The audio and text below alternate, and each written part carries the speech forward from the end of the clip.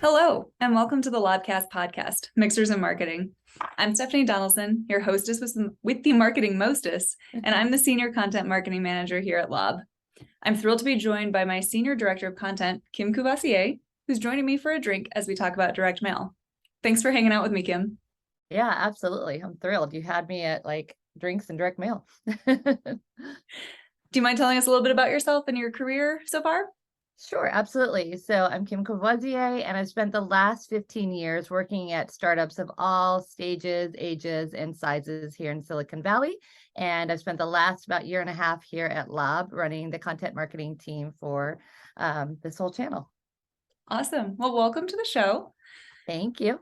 So like you just mentioned, you and I both have been in marketing careers for a long time and have had to navigate our own rough seas, hence the dark and stormy paired with this episode. But even when the waves are choppy and we feel like we might be pushed off course, we know that marketing matters to keep businesses afloat. Oh, and by the way, listeners, if you want to make this cocktail at home, you'll need 2 ounces of dark rum, a half ounce of lime juice, freshly squeezed if that's your jam, and ginger beer.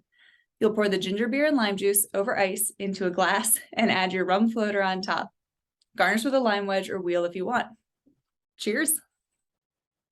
Cheers. I have to say, I busted out the 1977 Darth Vader cup from Burger King. So we kicked it a little old school, and it is strong.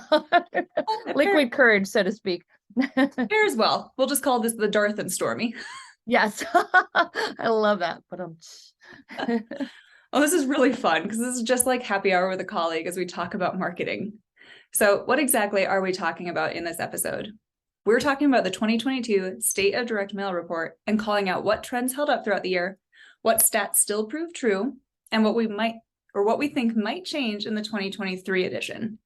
Kim, can you provide some background on the State of Direct Mail Report, please? Yeah, absolutely. So we work together every day. So you know that I'm a total data-driven, numbers nerd. So any chance I get to do anything that's related to data is a good thing.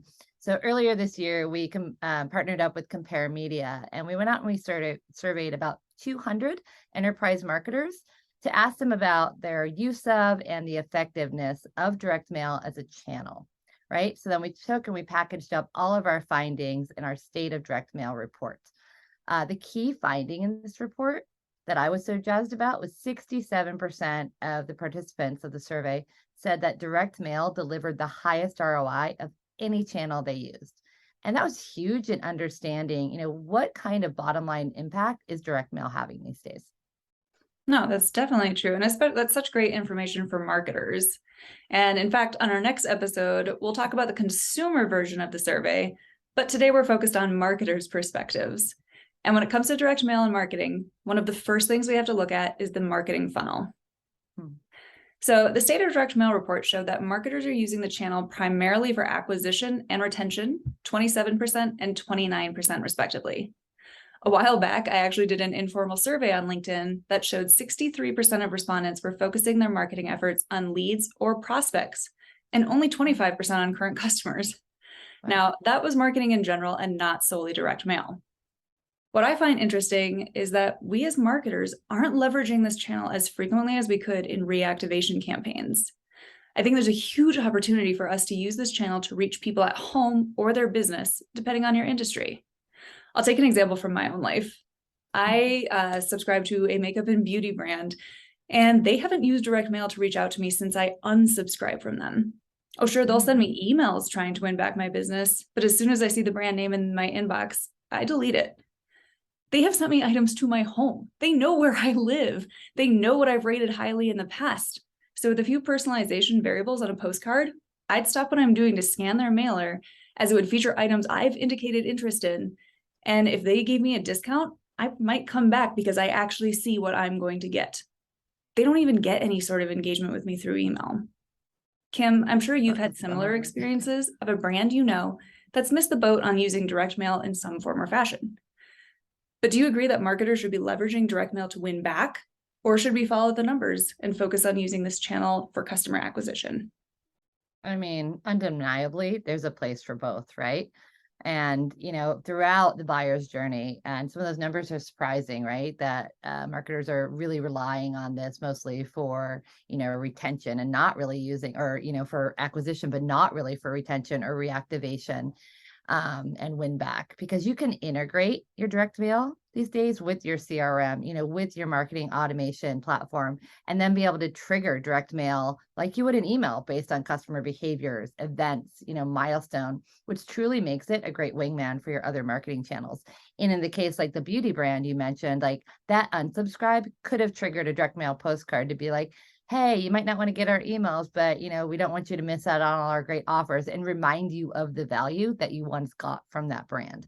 Yep. So that would have been a perfect play, right, for direct mail. Or you hadn't logged in X period of time, or you bought a liter of your favorite shampoo, and maybe they model out that it takes an average person, 3 months to go through that liter. They could have pinged you with a direct mail postcard 3 months later and said, hey, your liter of shampoo might be running out, time to buy again, right? So those are all just real life examples of the way that they could be triggering based on data they have about you, and they have your address, so they can send you a postcard. So Right. that's a big missed opportunity. And when you mentioned reactivation, a real life story came to mind. Marley Spoon, they're a subscription based meal in a box brand started by Martha Stewart. And they wanted to use direct mail alongside email to reactivate churned customers. And so what they did is they segmented their churned audience into cohorts based on customer value, how much they had spent over their customer lifetime, right?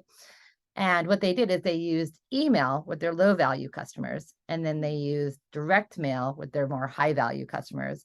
And what they found was that the direct mail had a 267% higher conversion rate than email. Though I want to be fair that they used, obviously the direct mail with their higher value customer. So there's going to be a direct correlation there, but I still think it's like, that's a great use case for using both channels the way they strategically will have the biggest impact to the bottom line. Oh, definitely. I mean, it really comes down to your budget for where you should be allocating your funds. But then, like you just said, targeting is everything. And that's a really good point, that they were testing both and integrating both into their strategy. We talk a lot about omni-channel marketing around here, and with good reason. Most of my marketing friends and former colleagues don't just know how to use one channel for their marketing efforts. Nobody's just only sending emails. Nobody's only just on Facebook, which I don't even know if Facebook's still around anymore, but well, Twitter won't be. But it's always a mix, right? I feel like it's typically a mix of digital channels, though. Even I make sure that digital marketing skills stand out on my resume. But I think in a way, as we get closer to the metaverse or VR living or whatever we want to call it, people still value real. They still want offline. We're kind of approaching that saturation point in our digital lives where we'll be spending less time online and more likely to invest in ad blockers. I still remember there was that comic making the rounds a few years ago about how people didn't like checking their mail because it was junk. But now we're scared to check our inboxes because a lot of it's junk. So Kim, how can we as marketers ensure that our direct mail isn't viewed as junk across the marketing funnel? Yeah, I mean, that's a fair point, right? And that's a good joke to tell. But, when marketers and consumers hear direct mail, they might associate it with junk mail. But truly, there's nothing junky about intelligent direct mail. And that's the difference, right?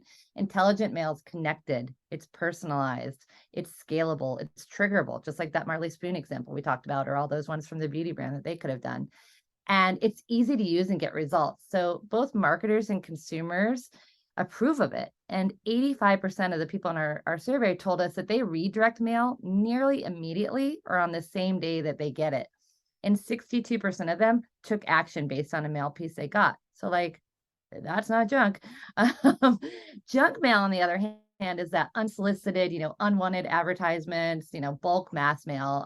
Kind of think of it as the physical form of email spam.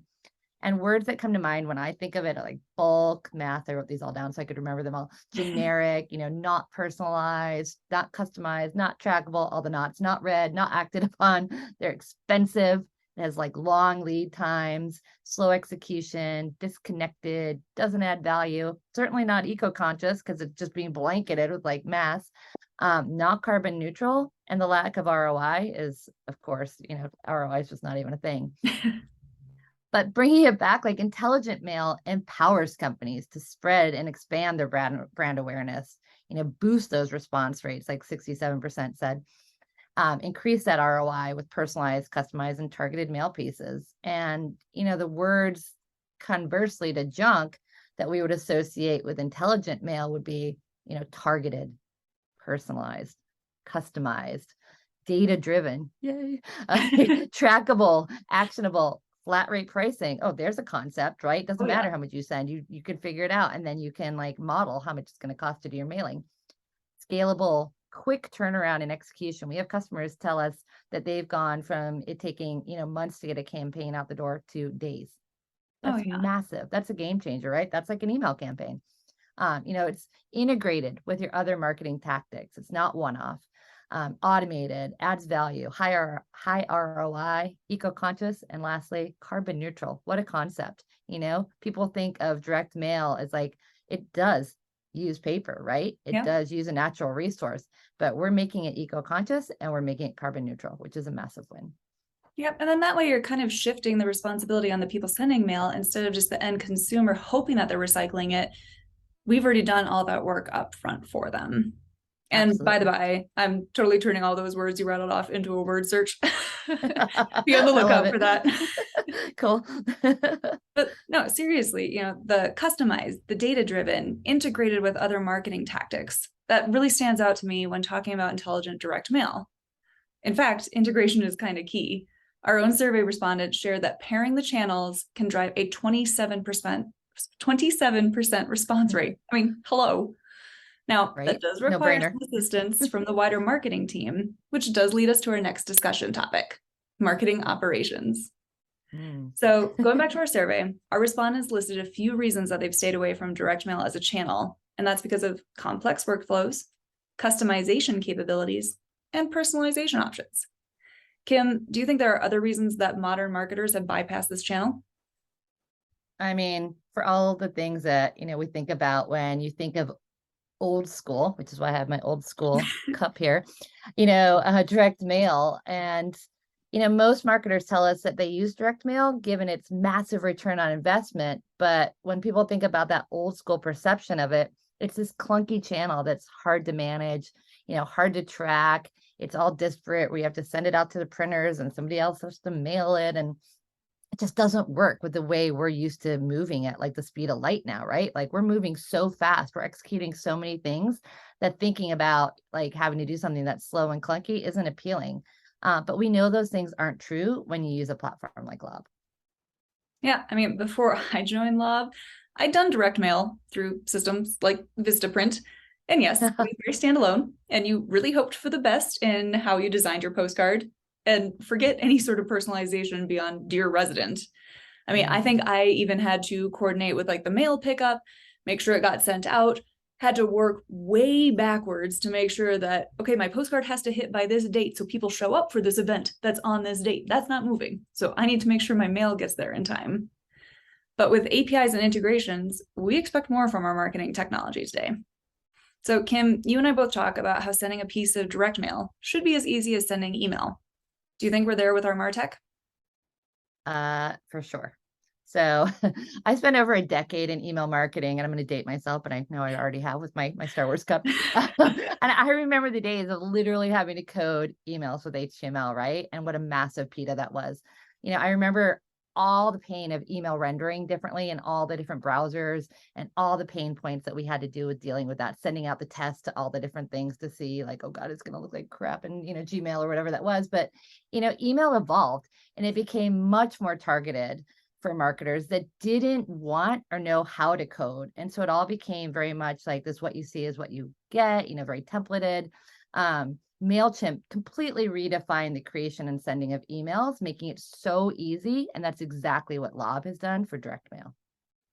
Oh, yeah. WYSIWYG's made a huge world of difference. And I swear, same thing with coding. I'd go into the code, I want to just bold 2 words or the date of an event. And then I'd pull out of it and I've broken an image or a paragraph tag, or somehow a new font has appeared in my email. And it's just, I'm a content marketer. I'm not a coder. And I don't miss those days at all. Right? No. I mean, you're also in content, which means you've talked to a lot of our customers about their use of direct mail. And as a marketer yourself, what kinds of triggers should be used in marketing ops to signal that it's time for a piece of direct mail? We've already kind of talked about unsubscribes, last purchase date, finishing an email nurture series, so on. What else do you have to add? Yeah, so many, right? Like we talked about the beauty brand. I just rattled those off, right? But there's like a plethora of things. I get so jazzed about this that can like signal that opportunity for a direct mail piece to be sent. So I can break it down into 3 buckets because we talked a little bit earlier where a lot of marketers are just using this for acquisition. But think about acquisition, retention, and then that reactivation. And we can talk about a couple triggers for each, just to keep it brief. But for acquisition, an example is you can retarget visitors who've come to your website that didn't sign up and send them a direct mail piece to assist them and get them to convert. Quick one for retention off the top of my head, like trigger a direct mail piece to be sent on the anniversary of a customer's first purchase, right? That's great for your beauty example. Yep. Or your half birthday. I love the half birthday because it's so unexpected. And it's like one of those moments of surprise and delight. For my birthday, I kind of expect it, right? I'm like, oh, it's coming, bring me the offers. But your half birthday, you're kind of like, oh, that's kind of fun. Like all of a sudden in June, I get something. I'm like, oh, and it's less noisy, right? Or you could do something based on like, it's been X days since you purchased or logged in. Or like you mentioned before, one of my favorites for retention is like, if someone unsubscribes from your email list, you can't send them email anymore. So what do? Are you lost? You can never communicate again? No, send them direct mail. We have some great use cases around that.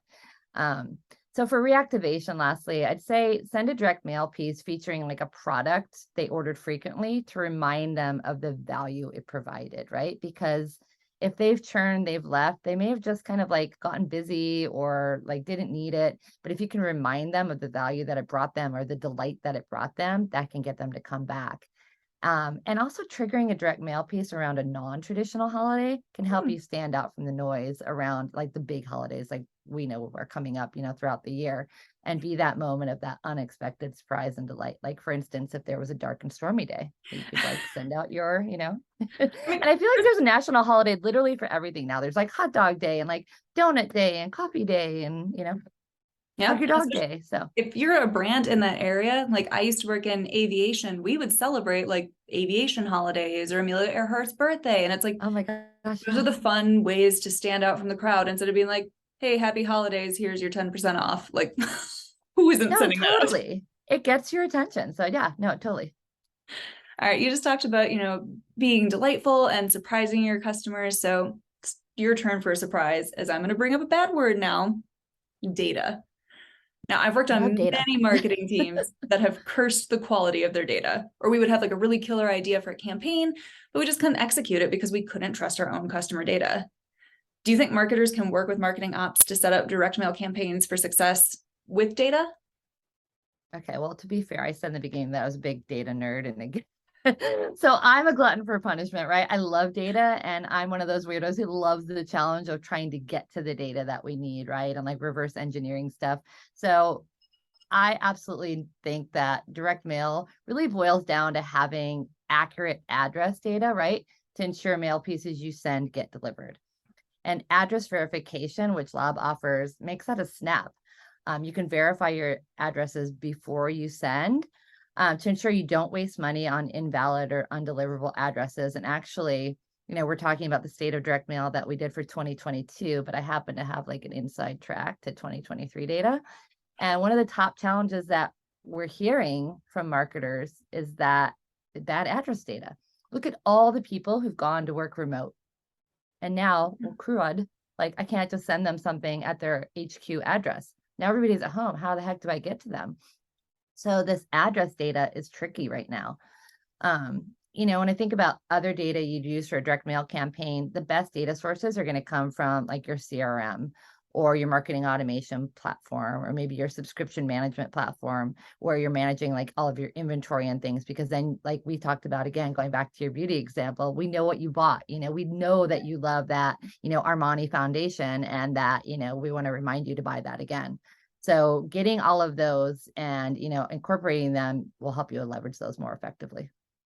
No, I definitely agree. I think, address verification and even kind of that next step of validating that the person lives there. Like I recently got something from a brand I had bought, a product from years ago that had to be forwarded because I didn't live at that address anymore. And it had my old maiden name on it. I was like, Have you guys not updated anything? Like, my name has been changed for like 3 years now.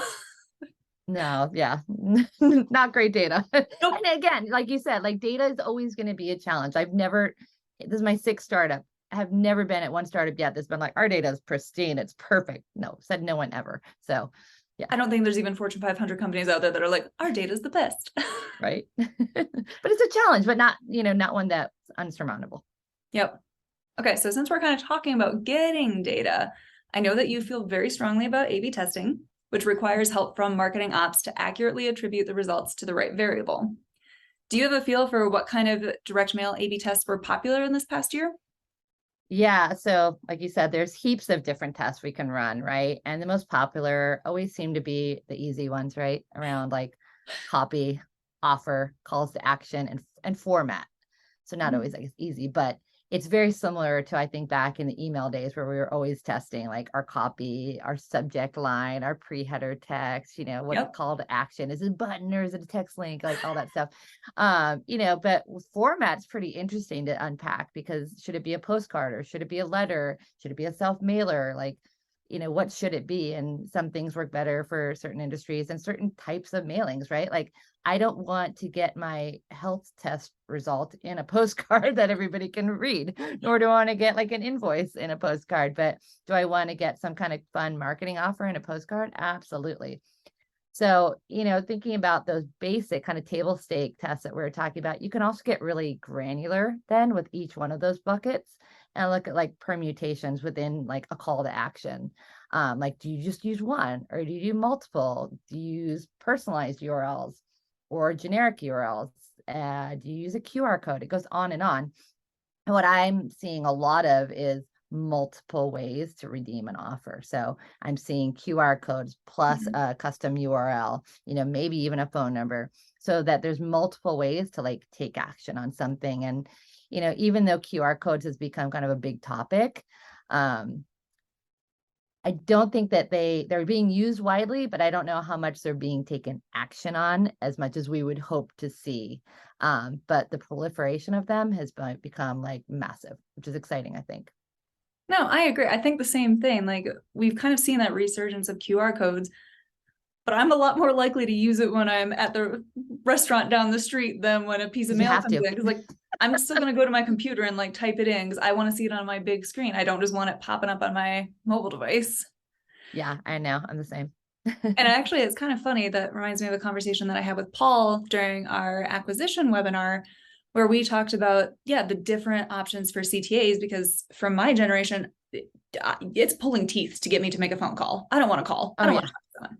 I want to go online and do self-service. So when they send me to a website that has landing page and application, I'll fill it out. But if it is, you have to call this number, okay, you lost me. Yeah, I don't want to talk to anybody. I mean, I'll talk to you while I'm having a drink, but I don't want to call anybody. Yeah. I know you'll talk to me. But, that just paints back the picture of there's so many ways you can do A/B testing, very similar to email, very similar to social media, landing page, anything you can do digital, you can pretty much find the equivalent in direct mail. Yep. But we also know that setting up and running the A/B test is only half the battle. The other half lies in analyzing the results, which leads us to our last discussion topic for today, analysis. So marketing, metrics, measurement, ahoy. So Kim, do you mind starting us off with some standard metrics that marketers should use to measure the performance of their direct mail campaigns and set benchmarks for? Yeah, I'll keep this pretty brief, but some of the best metrics include response rate, like obviously, right? You want to say you sent them out, what kind of response did you get? And all those things that we were just talking about, like using QR codes and personalized URLs, phone number, if that's an option, and help you actually figure out what response rate did you get, right? Because people took action on it. Revenue generated per mail piece. So, okay, you've gotten them to take action. How much did they spend? And then you put that against, right? How much did each one of those pieces, you put that against how many you sent out. And then ultimately, my favorite and many other marketers' favorites, ROI, right? That's the proof in the pudding. How much did it cost you to send this campaign? How much revenue generated per mail piece did you get? Voila, ROI. And I'll remind you of our golden stat, 67% of the marketers said that direct mail delivers the highest ROI. And I would predict for 2023, we're going to see that number even climb higher than 67%. Oh, I bet. And no, those are some great metrics. I mean, even referencing our 2022 State of Direct Mail report again, when we asked our marketer friends about this, they said that 52% track individual customer activity within a specific period of time, 48% use personalized URLs, and 45% use QR codes. So this speaks volumes about working with your marketing ops team to ensure that customer activity tracking is ready to go. Though, again, going back to our QR code discussion, I'm honestly so surprised that QR codes were so low, as they really did make a comeback in the pandemic. So, you just mentioned the 2023 report. Do you also see that there will be a shift in more marketers using QR codes on their direct mail pieces? Oh my God. Yeah. So I'm so glad you asked me this.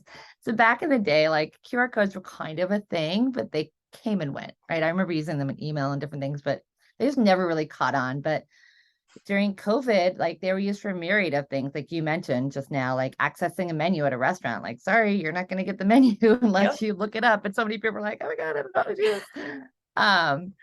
But the other day I was driving down Lombard Street in San Francisco. It's a very like well-traveled street. Lots of advertisements and billboards along it. And I saw this massive, huge billboard from Salesforce. And it just has this big old QR code on it. And then I came home, I went to my mailbox, and I got a holiday catalog from Amazon. And I kid you not, every single page had a QR code on it. Yeah. And when, juggernauts like that are using QR codes, you got to know the real thing.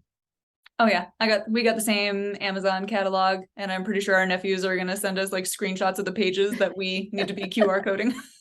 Right. But and it's like, we've talked about this a little bit too. It's a mixed bag with QR codes, right? Because yes, we're putting them out there. We're hoping, that consumers will scan them and engage with them. And that remains to be seen, kind of how widespread that gets. But then when you think about the fact that people also share direct mail.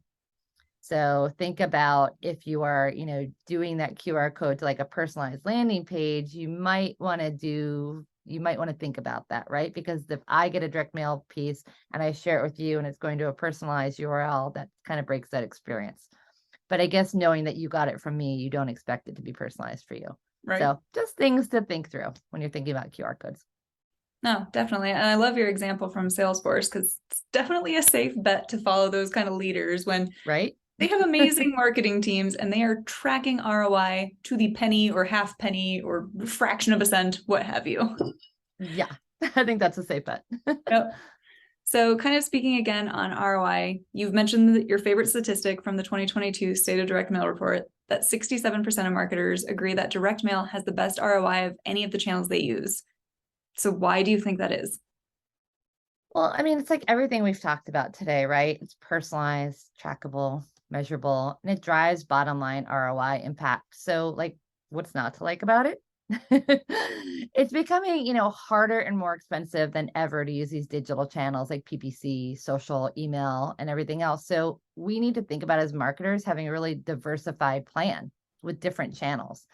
And with shrinking budgets and increasing goals, we need to be able to do more with less. We're all being challenged like that. Like the economy right now it's a little scary, and marketing teams are having to contend with that and contend with changes, and maybe not even being able to plan out your full budget for next year. You might have to plan first half, back half, and be ready to change and be able to pivot. So, knowing that you can lean in on channels that you already know deliver, no pun intended, like direct mail, is pretty powerful.